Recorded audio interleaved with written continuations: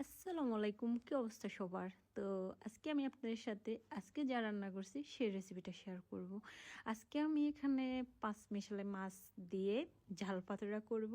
আর এখানে আজকে আমি নিয়েছি কাতল মাছ, তারপরে নিয়েছি তেলাপিয়া মাছ, ইলিশ মাছ, শোল মাছ।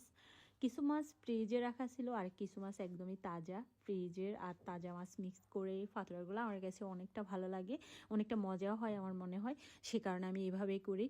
তো এখানে আমার ভাড়া শুটকি নিয়েছি, শুটকিগুলোকে একটু গরম পানি দিয়ে ভিজিয়ে রাখছিলাম কিছুক্ষণ। তারপরে শুটকির সাথে আমি আস্ত কিছু লাল মরিচ আর আস্ত কিছু রসুনের কোষ দিয়ে দিছি, দিয়ে এগুলোকে ভালোভাবে ব্লেন্ড করে দিছি। আর আপনাদেরকে বলে রাখি, আপনারা যারা শিলে বাটতে পছন্দ করেন অবশ্যই শিলে বেটে করবেন। শিলে বাটার যে মশলা, ওইটার রান্নাটা আলাদা একটা স্বাদ। আমাদের মারা এখনও শিলে বেটে রান্না করে, আর আমরা তো হচ্ছি মানে আলসা আর কি। মানে যত সহজে কাজ করা যায় আমি সেটাই করি।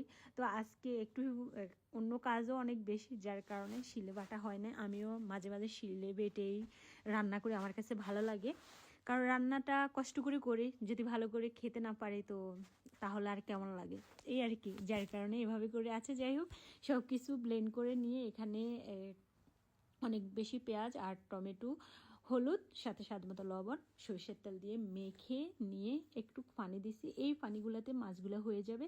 আর এখন চুলার উপরে বসানোর পর অনেকটা বলক চলে আসতেছে, আর আমি এটাকে ঢেকে দিব কিছুক্ষণের জন্য।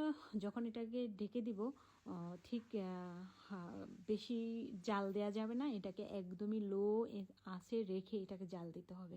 তো এখন ঢেকে দিচ্ছি আর একদম চুলার আঁচটাও কমিয়ে রাখছি। তো ফাইনালি এখন দেখব কি অবস্থা।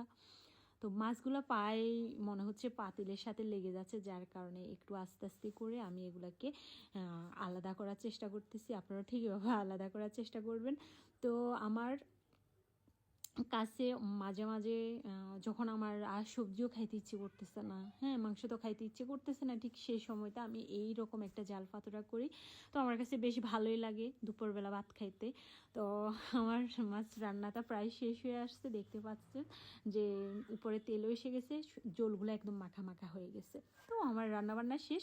তো আমার আজকের ভিডিওটাও শেষ হয়ে আসতেছে। আর আমার আজকের ভিডিওটা আপনাদের কাছে কেমন লাগছে, যদি ভালো লেগে থাকে অবশ্যই লাইক কমেন্ট শেয়ার করে দিবেন। তো আমি আপনাদের কাছ থেকে এখন বিদায় নিয়ে নেব। আগামীকালকে ইনশাল্লাহ আরেকটা ভিডিও নিয়ে কথা হবে। সে পর্যন্ত সবাই ভালো থাকবেন এবং সুস্থ থাকবেন।